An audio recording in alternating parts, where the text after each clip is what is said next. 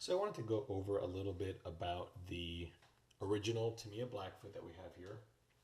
This vehicle is for sale on eBay currently. So I was hoping just to give you more of a up close and personal feel in the vehicle. Let's pull the body off. We'll take a look at the body a little bit later on. Okay, so the chassis has been completely cleaned. I've owned this car since about 1997. I picked it up used from someone that I went to school with. They never actually put the car together properly, so it was, if it was run, which I think it was run a few times, it was very light.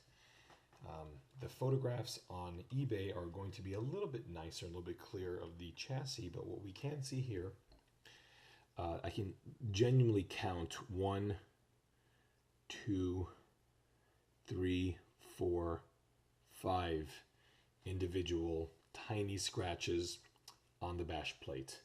As for the rest of the chassis, there's a little nick right there. There are 6 striations, no more than a 1/4 inch long on this half of the transmission. And that's a little, no, I think that's a mold line. Maybe a light scuff. Actually, I don't know what that is. The vehicle does not have a front bumper. I just don't have one for it. At least that didn't come, or at least that's in this caliber. The front suspension is genuinely new. I mean, it's really sharp. Same with the rear suspension's in excellent shape. The vehicle does have an early black mechanical speed control. It also has this very, very neat unit here. This is a Tamiya BEC switch. So there is, probably can't see it too well there. So there is no 4AA battery pack. It just plugs directly into the speed control and drops the voltage down to just about 6.1 volts. Now this is running a LiPo. This has the original Tamiya connector. I just made a little adapter so I could use that LiPo. The LiPo is not included, nor is the adapter. There is some corrosion on the springs, which I'm very surprised by. I think, at least on the back, no problem to polish those guys. No problem to polish this one here. This one has surprising amount of surface rust in comparison to the remainder. The rest of them are just a little oxidized. This one here, I think it can be polished still, but if you had a nice set, I mean, these probably aren't too hard to get your hands on. To make this a shelfer, it just needs the body painted. It is in super, super good shape. We also, if I spin this guy around, have a black end bell motor.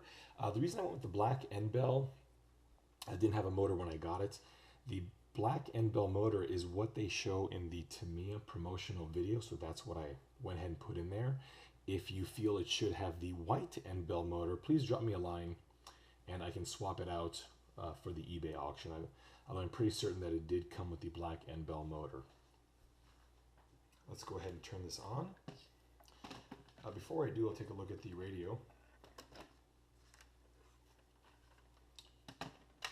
So the radio is a Aristocraft Challenger 2PX. I've owned this radio since about 1991. It is fully functional. Everything works on it perfectly. The antenna is a little worse for wear, but again, I was not intending on actually running this car. There is a video of the vehicle running. I probably ran it, this is the first time I've ever run this vehicle. It's about 2 minutes in the front yard just to show you that all the suspension and everything is in working order. It does have its dual rate trim for the steering, throttle trim. This door does slide open. We have steering reverse and throttle reverse. This little adjustment here changes the position of the switch, of the trigger. A couple of stickers on top, we can take those out here. This does come with the original channel 76. This radio is in a brown color, and it does even have the switch at the bottom here. This does not come with batteries. The batteries do work. The battery holder in here isn't great. These are a dime a dozen at Radio Shack. You can still get those things. So let's turn this on. The needle barely moves, but as you pull, oh yeah, that falls off, by the way. I put a little piece of tape on it right there. There we go. The needle will go up as you pull the antenna up. You see how it's going up right there?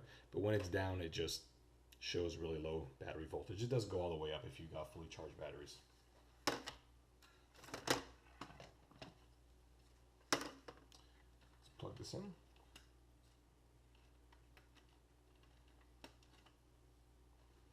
Turn this on. Okay. So steering, left, right. Other way, yeah, that's right. Left, right. Works beautifully. Again, these are also the matching Aristocraft servos, Aristocraft radio. So we are indoors here. Maybe I should have pulled the antenna out slightly more. Okay, as for go power.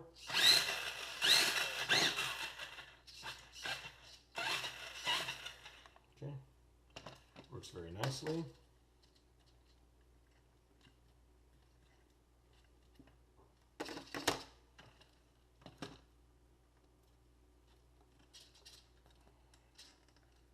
Which one I shut off? I get my finger in there, hang on. There we go. So the switch is a little bit recessed. I can't get my fat thumb in there. All right. Again, the battery nor does and the adapter do not come with this. Okay, so suspension, it's as good as it, if you call that good, anyway. Does work fine. Differential. Okay, works like a champ. Your suspension is great too. Let's take a look at the other goodies that this comes with.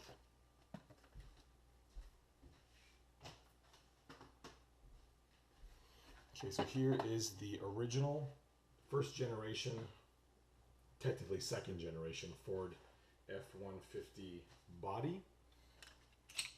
The front grille is, you know, it'd be hard for me to not call this mint. The only reason I wouldn't call it mint is because it's not on the tree, and the brilliant former owner siliconed it in place. I did peel most of it off. It just did come off. The front window is kind of weird on this. I could have sworn that it's supposed to be clear, but I know it came with this body because, again, the same silicone. It's nearly all off, but I think it's a good place to actually keep it for shipping, so I'll keep it in there. In terms of damage, there is a light dent. Now we call that dent, a light scuff there. This rail has very, very, very, very light wear. There's a little tiny nick there. A little nick. Is that a nick? It could be adhesive. I think there's a little nick there. A little one there. 1, 2, 3, 4, maybe 5, 6 little nicks on this roof rail.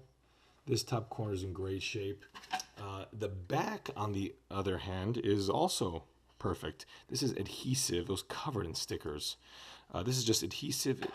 I don't think it was ever, because even if these roll over, it was mashed the backs. I don't think this was ever rolled. The front pieces are perfect. The little wings are in good shape. Like I said, this thing is just a little bit dusty. It has never, ever been painted. This is original black. Roll bar, perfect condition. Never, ever scuffed. I mean, he even did the terrible job of not actually cutting off the flashing. Here's the driver, a little sunroof cover. What was missing when I got this was a tailgate. So I did find an early tailgate. It's in B+ condition. I mean, it needs to be tidied up a little bit. There are these weird holes. I don't know why they are there, but the holes, fortunately, are not in the way of anything cosmetic. So just patch those bad boys up. You'll be ready to go. Back bumper in. This is pretty darn good. I mean, I'd say A- at worst. And the back window, which is still on the tree. I think that is everything here. So again, this actually is not from this particular vehicle. Everything else is. If you have any questions, please send me an email from my eBay auction, or you can always message me on YouTube. Thank you very much.